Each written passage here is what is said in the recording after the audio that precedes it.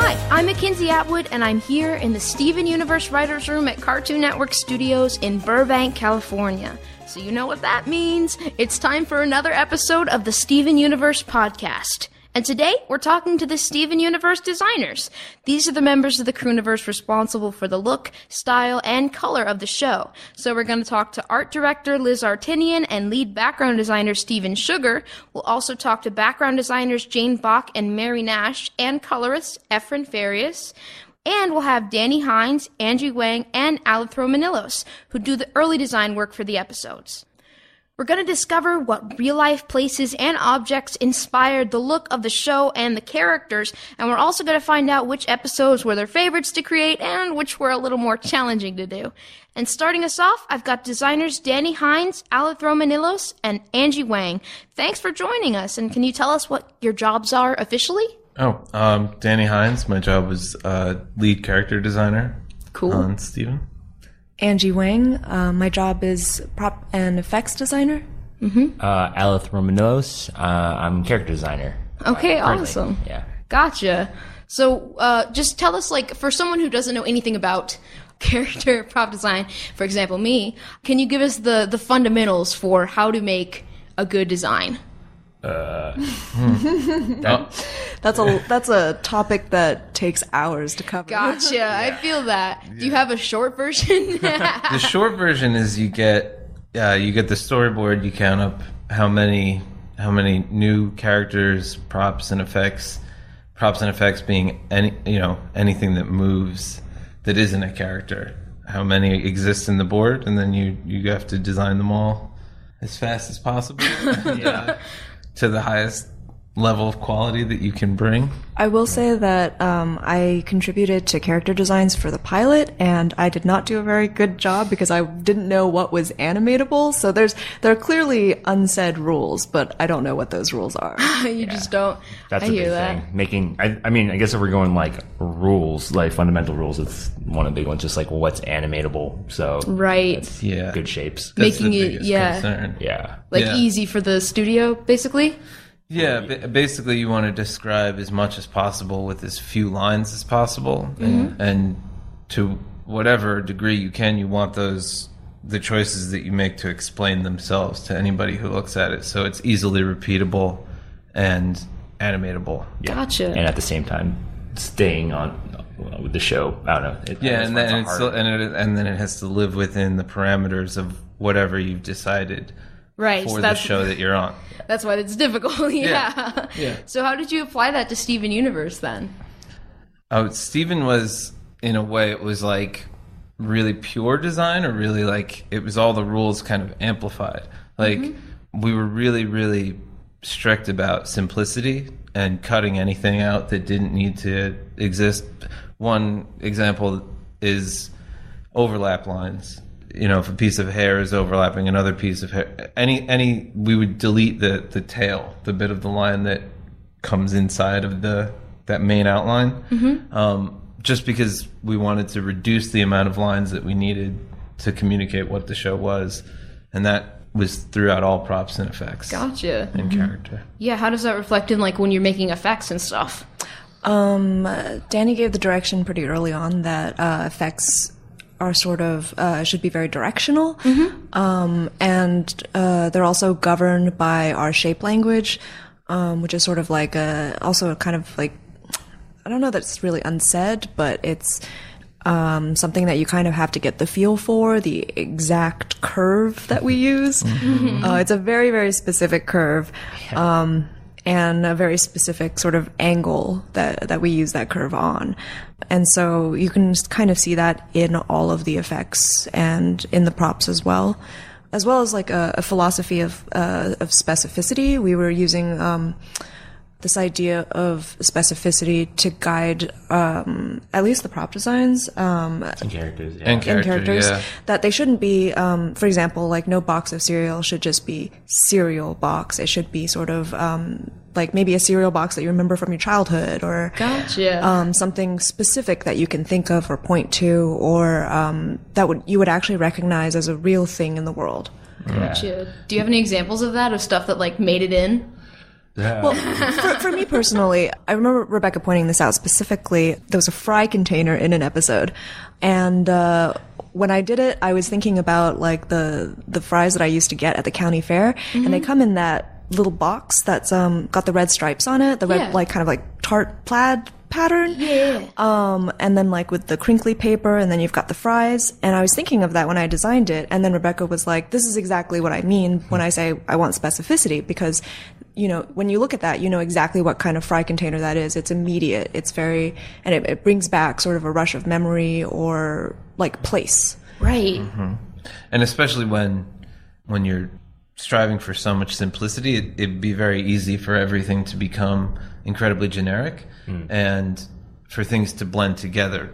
You know, a poorly drawn cereal box could look just like a cardboard box or like an Amazon shipping box. But what makes an Amazon box very specific is that stripe of Amazon Prime tape we put on everything.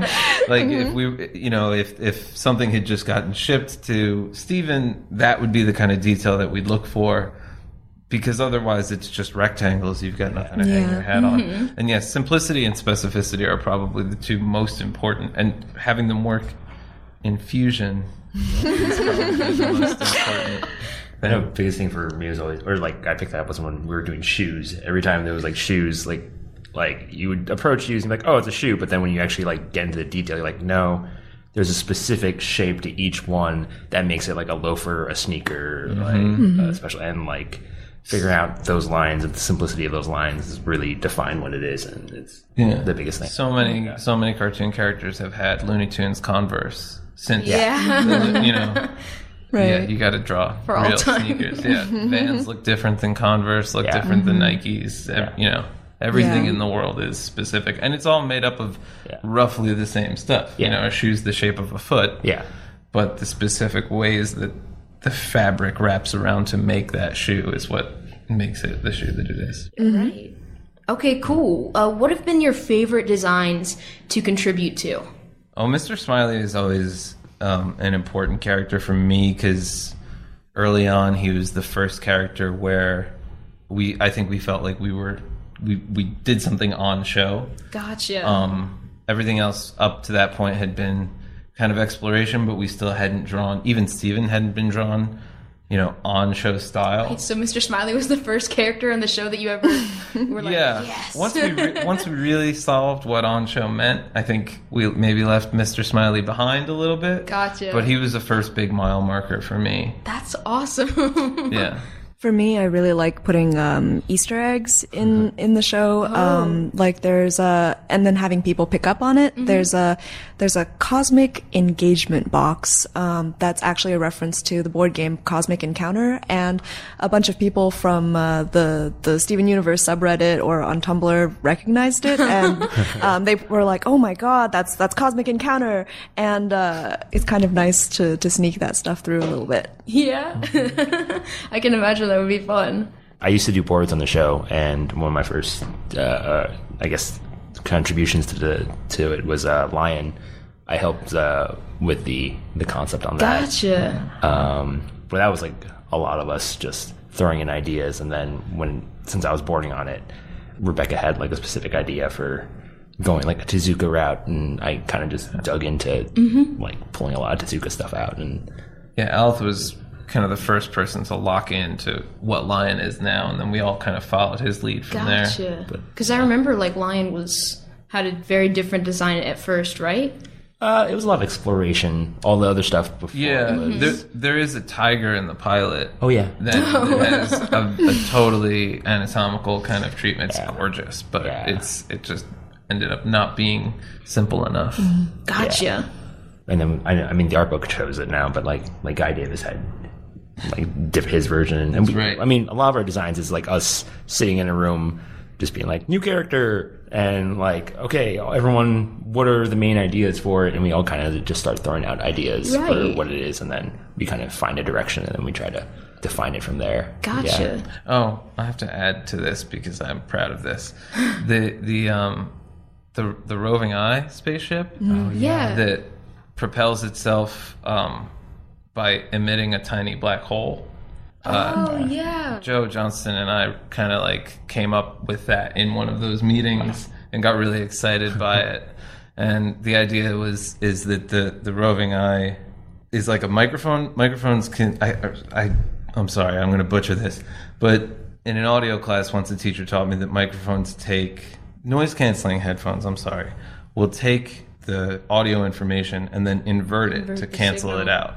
So my idea was that the ship would emit a black hole and then it would invert the gravity waves between itself and the black hole to cancel them out so that it wouldn't be sucked into the black hole and that it could then be propelled by the black hole. And then one of the fans on Tumblr found the exact actual scientific, because I'm a Luddite, I just like to watch Nova documentaries. But they found the exact like scientific theory and everything that went along with it, and that was really cool to add to the canon of spaceships. I remember the exact post you're talking about. So you guys saw that afterwards and you were like, yes, that's what we were doing. Exactly. It was really exciting. That's awesome. So which designs when you were coming up with them were the most challenging for you guys? Every time there's a new character, every time there's a new gem, every time there's a new fusion, that's like the next mountain. Right. Or when I was saying with Lion, every time there's a new character, it's just like, okay, new character writing the show. What do we want? What are their main themes or ideas that define them? And then it's like everyone's just digging to try to find this idea. There's no throwaways in Steven Universe. There's no that character doesn't matter and we'll never see them again. Yeah, everything had to meet the same standard of reality. We wanted the world to be totally immersive, so everything has to be thought about to that level. So yeah, everything is difficult. But I did 3 or 4 full turnarounds of the mains when we were starting before. You mean the core, Steven? Of Steven, Amethyst, Garnet, and Pearl. Yeah. I did them 4 times before we got to what actual show style was. That was really, really difficult. That was Yellow Diamond was hard too, but that was the toughest, I think. And you did it again. Getting the mains. Yeah. Oh, honestly, my answer for this is really boring. The easy designs are things like debris. Hard designs are things like the arm ships. Just 100% complexity. Yeah. Just gotta go. Thank you so much, Danny, for designing that original hand ship. Okay, awesome. Yeah. So just takeaways. What have you guys learned from working on Steven? I think the big thing for me was how if you reach for something even a little kind of impossible, and you have good people around you, supportive people, and I mean this crew was amazing. You can really surprise yourself how far you can go and what you can achieve and the level of quality that you can bring out of yourself. It's been really inspirational to work on this show. Gotcha. All right. Well, thank you guys so much for coming in and talking to me. Yeah. Thanks for having us. Yeah, it was really fun. Yeah. Thank you. And now that we know about the design process for Steven Universe, let's find out about the backgrounds and colors of the show with Mary Nash, Jane Bach, and Efrain Farias. They'll share some of the real-life references that show up in the episodes and what it takes to create backdrops ranging from Beach City to Homeworld. Mary, Jane, and Efrain are coming up next. Oh, man. Love that Steven Universe. Hey, my name is Casey Jost. And I'm James McCarthy. And we do the official Impractical Jokers podcast. If you're a fan of Impractical Jokers, then get a deep dive into the episodes with the official Impractical Jokers podcast. It's out of this world. Like Steven Universe. Nice. High five.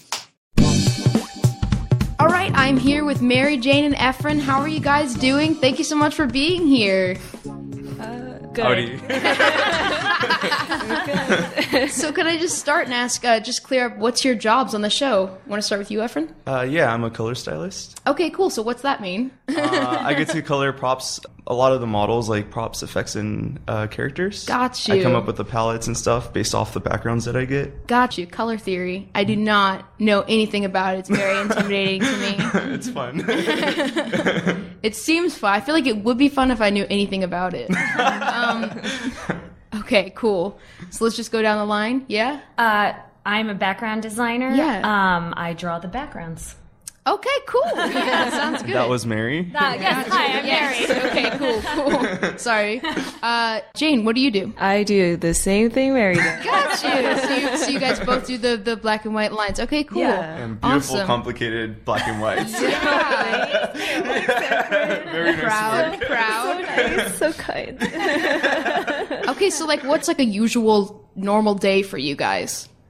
Usually I like go on the server. I try to see like what work I have. I'll look at see if there's any palettes, like any new backgrounds, and I'll start keying off characters based off the palettes that I get. Yeah.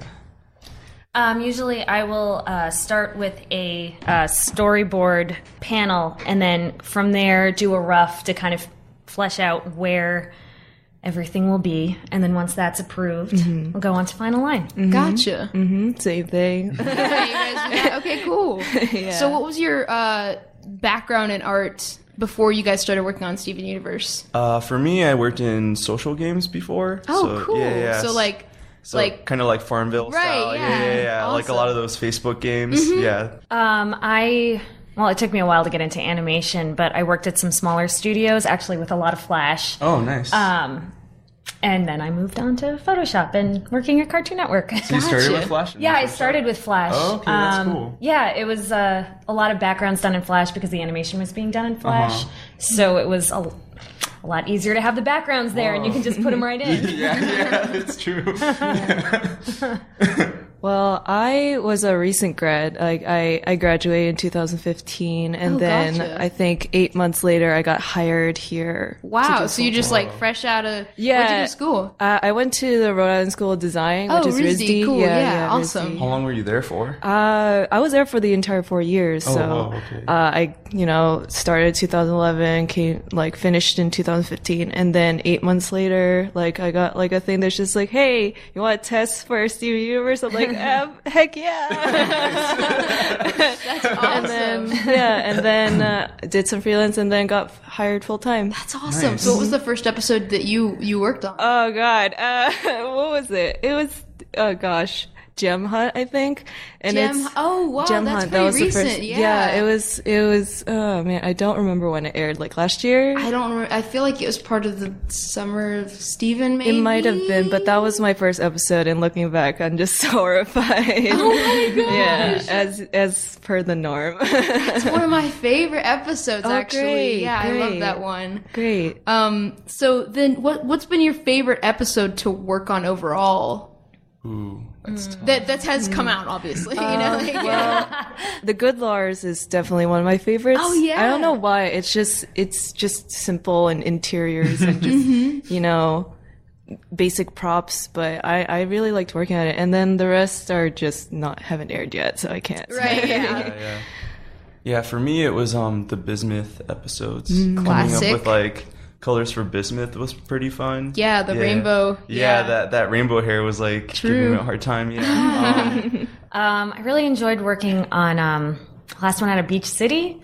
Oh, yes. Oh, that was a nice one. The backgrounds weren't really that crazy, but I just had such a fun time on it that I was like, that initial D feeling. Yes. That was And nice. it's like it's one of those rare episodes where we all, like me, Yeah. Steven, and you work on Yeah, one we all episode. worked on it together. Yeah, and yeah. it was really fun. Yeah, it's a good collab. We should do more. It's Please. a classic episode. Yeah. Unforgettable. Unforgettable, truly. What kind of episodes are like, what kind of stuff presents a challenge for you guys? Like, when you see that episode has blank, you're like, oh no. When it has new stuff in New it. locations. New locations. stuff. No Yeah. reuses. Yeah. Right. Yeah. Because that just means more work for Yeah. us. Yeah. Not just in terms of design, but just more in content to create. Yeah. Yeah. Which is always Gem Hunt was like that, right? Wasn't it? Because we'd never seen the... Gem Hunt was one of them, but like things like the zoo arc. Yeah, the zoo arc. Yeah, we're definitely one of the- completely Yeah. all brand new stuff. Yeah.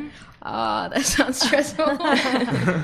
So what kind of stuff do you have to, for someone who, so say someone wants to like draw in the Steven Universe background style or whatever, what are the characteristics of the style? I think it's kind of graphic looking. Yeah? Yeah. Shapes, a lot of shapes. Like shape language is pretty good. Yeah. Yeah, like a lot of the effects, what I think is cool about the effects, like how much thought goes into them, like they actually have like a direction that they flow in. Right. You know, it feels like the show kind of has like a directional feel. Yeah, like a lot like of the clouds shapes. are all kind of Yeah, so I think those are all pretty cool. If you guys Even want to add to that? yeah, like I know what you mean by directional because even in the background paints, the lights are directional. Like there's like an off register thing that happens that people notice, but it usually is in the direction where the light is coming from. Right. So it looks same offset. thing happens in the background paint. Right. Yeah, it's kind of offset a little depending where the light's coming from. Yeah, I think we're trying to recreate real life, but then simplifying it, I think is really key. So everything feels very real. There's a lot of perspective, but then also we'll, I don't know, kind of fudge it to make it work better. Right. But we do reference real things. Like we look at real props, real like photos of places like real beaches and houses. Yeah. Gotcha. And it's specific items. So it's not just like, this is a real house. It's like, this is a house that I've been to. Yeah. So it's more personal. Like, it's not like, there have been a few things that I put in backgrounds. It's like, I have this in my house. This is mine. Yeah. It's not just like a soap dish. It's like the soap dish I painted when I was a kid. That kind of thing. It is the soap dish. Yeah. Like there's like a shower thing that holds all the shampoo. I'm just like, I have that. And I didn't even design that. Yeah, it was Mary. So like that works a lot for like, you know, if you're drawing a house or whatever, but what about when you have to draw like gem stuff, like the zoo arc you talked about, because you can't. Oh, this reminds me of that one time when I went to a human zoo, and you know, like that's not a thing that you can reference. You know, you can reference a lot of like, I don't know, like church architecture. right? So you have a lot of that, like kind of repeating patterns, and there's a lot of detail. So I was looking at a lot of Muslim like tile work when I was working on the zoo. Those are nice. Yeah, it was that makes super a lot of beautiful. sense. Yeah. So a lot of like more Geometric patterns. geometric patterns. Yeah, definitely. I feel like for gem structures, it's mainly just geometry and patterns and simple shapes, like simple polygons, and that's what we base pretty much all gem structures to make sure it's like as much of Very a departure. geometric. Much of a departure from like man-made stuff as possible because it feels less organic and less human. Yeah. That's what makes them gems. Yeah, And that's the perfection. right. Color wise, like just try to make it look magical, I guess. Gotcha. Yeah. Like for me, I take a lot of inspiration from like Zelda games, you know, like Nintendo games, Mario. Classic. Just whatever makes it look magical. But there are things that like for me too, I'll also take things from the real world and then try to like say if like it's a color like brown, instead of brown I'll try to use like purple or something. Yeah. Or like the grass, like, you know, like those kind of principles like kind of apply to the show, but not really. It's like grass is green in the real world, but grass is blue in the show or something, you know, like that kind of stuff. Color So theory. color theory. But basically kind of like the same thinking as like it seems like with the BG layout too. Okay, cool. What's it like working? Because you guys have to work with the other like different like board artists and stuff, and you have to go off of because like the board artists will like sketch out a general background of what they are thinking, and then you guys have to go based off of that, right? Yeah. So what's it like collaborating? Is it ever like difficult to do that? Yeah. Yeah. Because sometimes I think it's very lucky when we when they actually plan it out and they put boxes or like, here's where the building, the sidewalk, whatever. I think that's when we're like, this is the most easy to read, easy to translate from like the storyboard to an actual functional layout. But when it's just horizontal lines, then we have to kind of map out where the angle is and like where the character is and where all the other objects are around. So we make sure that it makes sense. Right. But those are This is where There's a lot of staging going on. yeah. This is where there's a lot of the fudged where we're like, we just kind of have to match it. Yeah, whatever works right for the scene. It usually just works fine because the characters solidify the fudge perspective, so it works like totally fine. Yeah. Okay, cool. So one thing I'm wondering is what kind of stuff have you learned from working on the show, like overall? For me, Pretty it's- Yeah, that is pretty deep. I think like working with like Jasmine, Ellie, and like my previous art directors, it was like, of course, just like a little more Photoshop tricks, but a lot of like don't be afraid to experiment with color. You know, if it looks pleasing, then it's probably pleasing. Yeah. So just I go more a little more by like intuitional sense. So like just you know, like it is nice to like have like color theory in mind and stuff, but just if it looks nice, then it probably is nice. Right. Yeah. I think I just became a better artist in general, just being adaptable and trying to translate things and design things well, which is always Those like backgrounds though. I mean, like, I feel like we see the progress really easily if you look from, like, you know, from The where older we started. episodes. Yeah. Yeah. It's always like that, but that's definitely, like, I just improved. I'm happy to have improved. Steven's dream, that Steven's dream episode with all those like Korean locations. Oh my god, Yeah. that was really fun. I should show that. Those were crazy. That was my favorite for the background layout. I was like, oh man. Oh yeah, I did that one. Those were crazy. Yeah, no, Those were nice. She did the Korea shots where they're doing all the buildings. Yeah. The buildings and when they're traveling amazing. around, like the little montage. Yeah. Montage. Yeah, love that. Great episode. So what kind of tips would you guys give to people who are artists who want to be in this industry? Say if you want to, whatever you want to do, say if you want to do like backgrounds or something, try to put as much background work as you can. Yeah. Like online. Yeah. Or else you're gonna, if you just have props or something, they're gonna cast you for Right, props, exactly. like- Yeah. So I think try to focus on what you want to do and just put it out on the internet and update frequently. I think updating frequently helps a lot because it definitely catches people's attention. Sometimes recruiters will be like, you know, looking online too, and they might catch wind of you that way.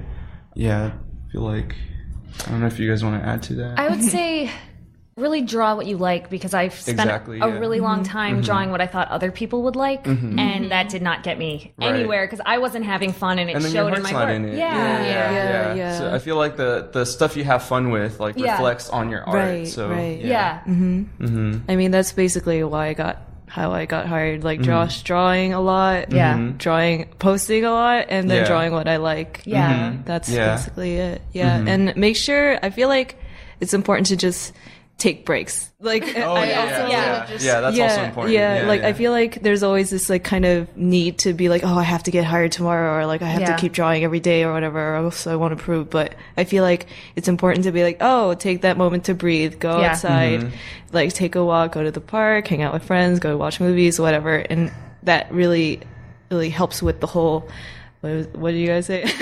Like drawing mental health? mental health, drawing what you like, that kind of stuff. Yeah, because like if you're not taking breaks and stuff and you're feeling like worn down, then I feel like that would also bleed into your art. Yeah. You don't want your art to feel as miserable as you Right, exactly. Not to be a downer, but it's always good to have like good positive vibes, and even if you don't force yourself. Right. I think that's important. Yeah, just come back to it later. I would say have some other hobbies as well. Yeah. Like creative hobbies that aren't drawing. Another outlet. Yeah.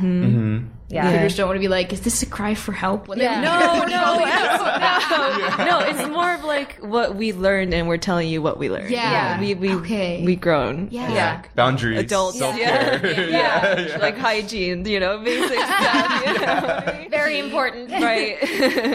Okay, cool. Thank you guys so much for talking to me. Thanks for having us. Thanks for having us. Yeah.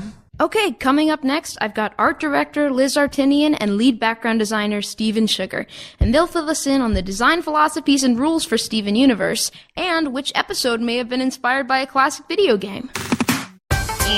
What's up, Doc? What's up is that Boomerang is the best place for kids and parents to watch their favorite cartoons. Zoinks! And Boomerang is the only place for Scooby-Doo. Anybody have a Scooby snack? Looney Tunes. Duck season. Rabbit season. And so much more. Well, that don't beat all. Just go to boomerang.com or download the app to start your free trial now. All right, guys, I'm here with Liz Artinian and Steven Sugar. Thank you guys so much for being here. How are you doing? Good. How are you? I'm good, thank you. So, first off, I was wondering, what are your jobs, first of all, just in case anyone listening doesn't know what you guys do? What is my job, Steven? You're art director. Oh, yeah, I'm the art director. Yes, good to know. So what does that mean? Exactly. I guess I do call-outs, so I decide what in the board is going to get designed and done. Gotcha. I tell Korea what they're going to use based on what we've designed and done. Yeah. And then I try to coordinate all the different ideas, thoughts, and opinions and notes into my daily routine, making sure everybody has the notes they need, has the artwork and reference that they need. So I'm sort of like this giant glorified art assistant. That's how I feel. Okay, Stephen, you want to tell us what you do? Yeah, sure. Liz, what is it I do again? I think you're the design department lead. Yeah, I'm lead background design. I help sort of do all the setting up for new locations and keeping the overworld of the show consistent.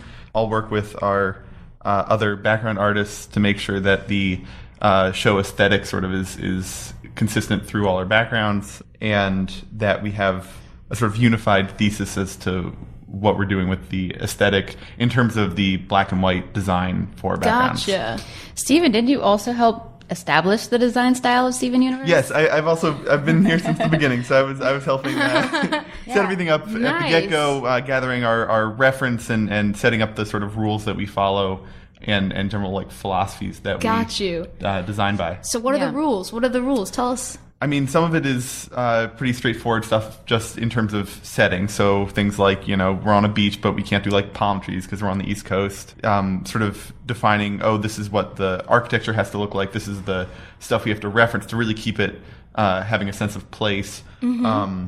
And there's also certain broader philosophies on like how we go about designing some of that stuff. We try to avoid overly kind of flat or graphic design solutions and lean toward something more formalistic and sort of observed however much we can, while still keeping it sort of cute and cartoony. Right. Now, what's really cool about the Steven Universe style, I think, is the dynamic between the color style, which is trying to be really flat and graphic and tell the story, the color story, with as little, say as much as possible with as little as possible. Mm-hmm. And that sort of contrast between that and the design style, which has more depth and is a little bit more involved. And the way that they come together, I think, is what defines the Steven Universe art style. Yeah, it's definitely very unique. Complementary sort of approaches. Mm-hmm. So it's not like the painting is really stepping on the toes of the line. They sort of function in two different ways. And we talked about that some in the art book, right? Steven Universe Art and Origin in stores now. Check it out. I immediately. So you're saying like the colors are more simplistic, right? Basically? Yeah, I mean, I feel like simplistic wouldn't be the right term. I feel like graphic. I feel like powerful is sort of where we're going with it, sort of making a strong statement at a glance. And the black and white design style is a little bit more intricate and a little bit more involved and sort of Gotcha. And let's say our painting style was more intricate and more involved, it would be a totally different show. Like if we were sort of mirroring the sort of direction of the design style, but we're sort of there's sort of a bit of a juxtaposition there, which is I think what keeps it really fresh. Right. It lets us do like designs that are very detail heavy, mm-hmm. With lots of intricate line work, and then when it goes to paint, the painters can use much broader shapes of light and shadow, mm-hmm. To keep the composition strong and not have those areas of detail demand too much attention. Right, so they're not just overwhelming compared to the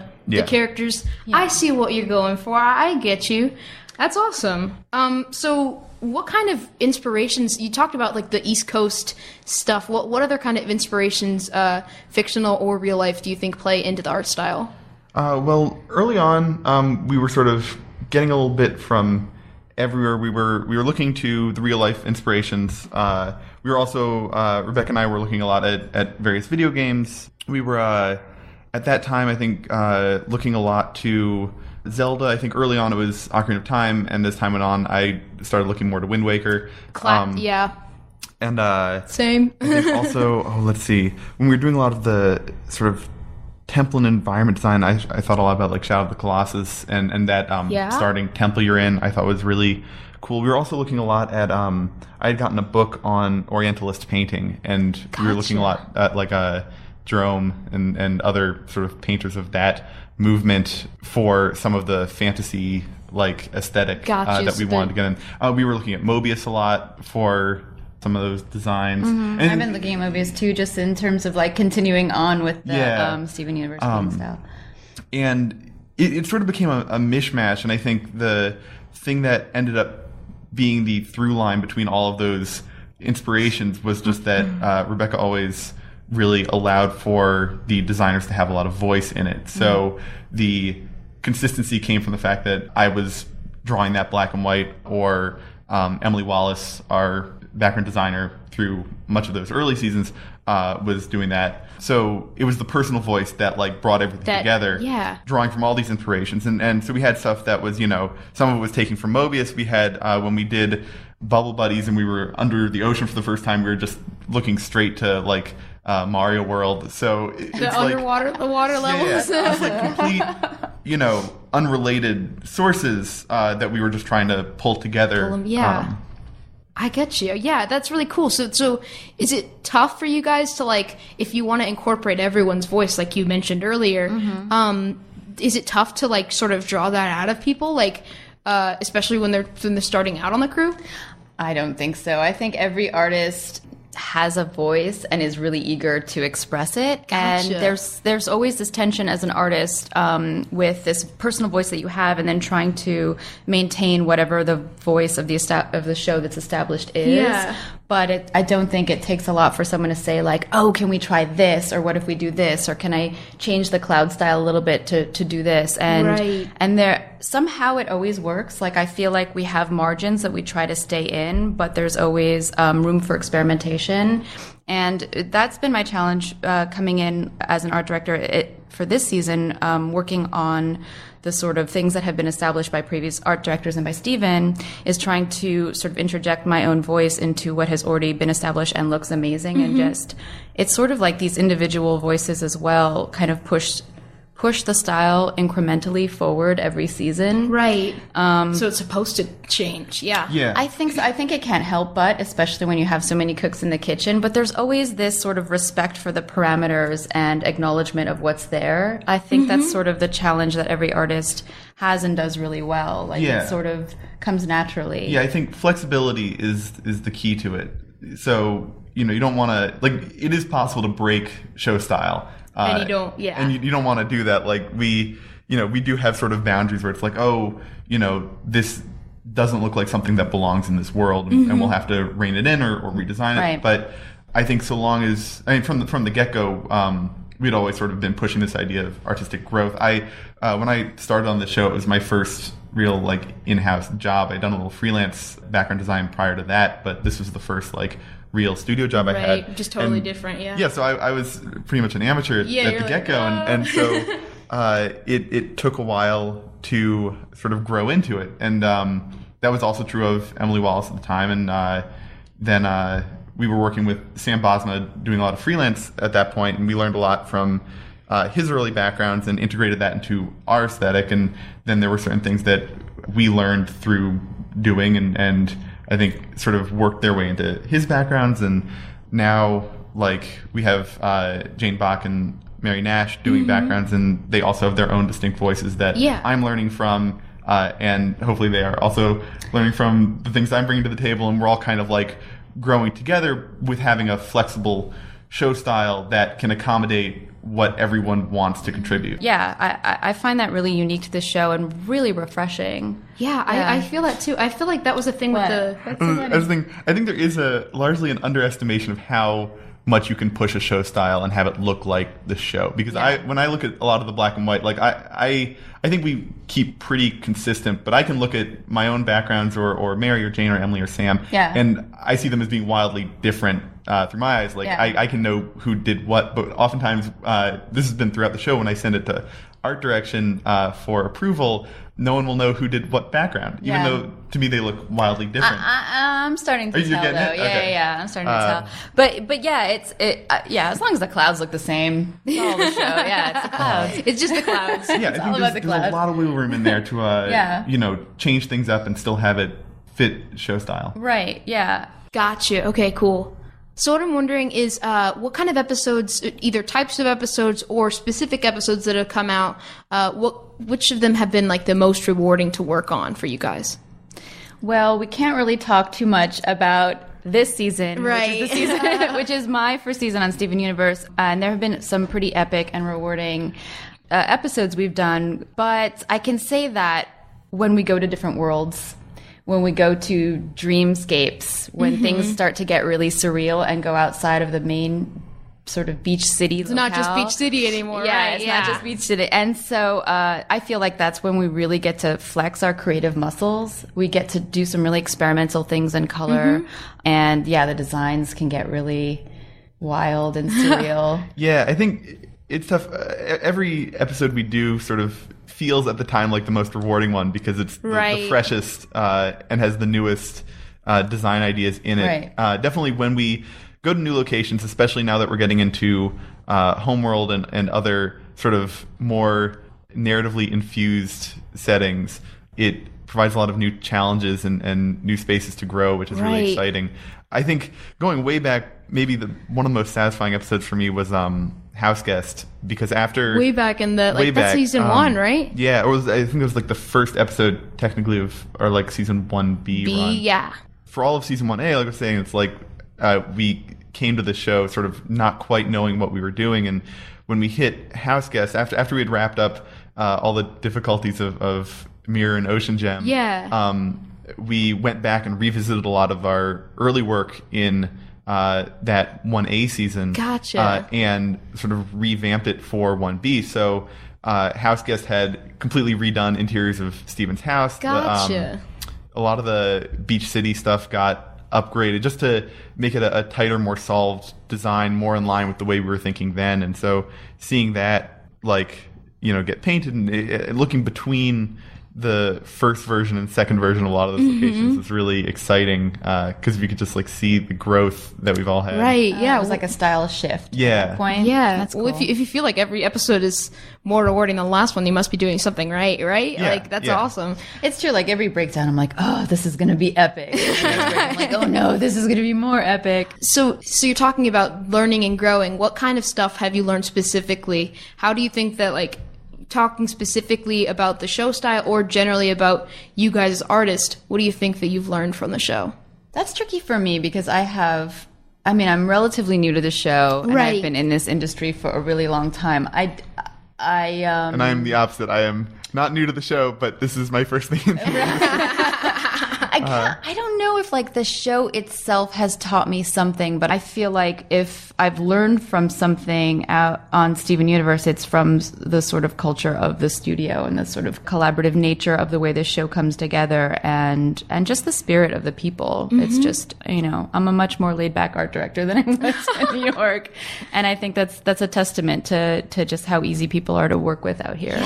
Yeah, I think it took a while for me to get a grasp on the flexibility of maybe it's okay if there's some inconsistencies between certain shots that make it a better background or better design.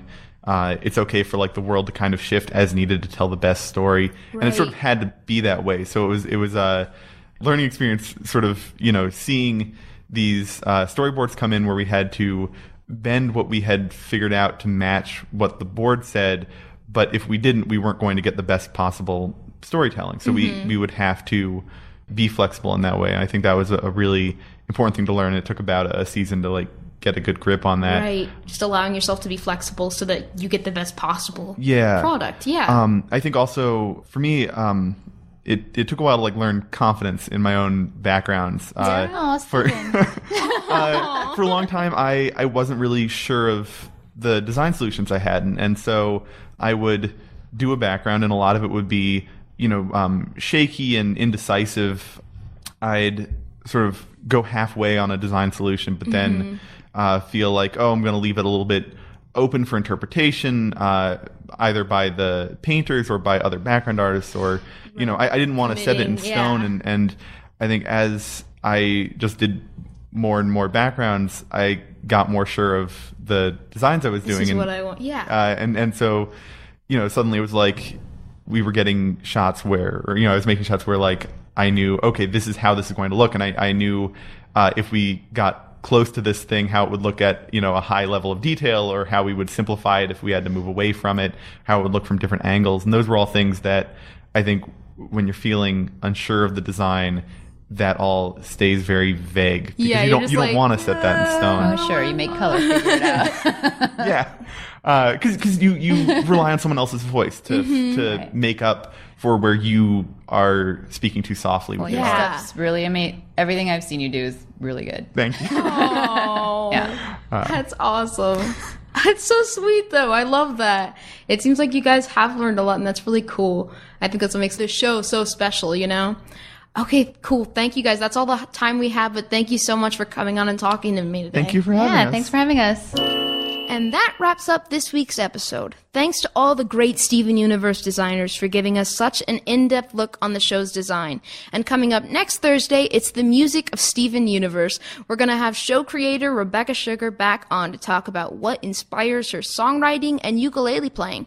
We'll also chat with Ivy Tran, one of the composers, and Jeff Liu and Jeff Ball, who also contribute to the music of the series. This is your chance to learn about the soundtrack and what it's like to write music and songs for the various characters of Steven Universe.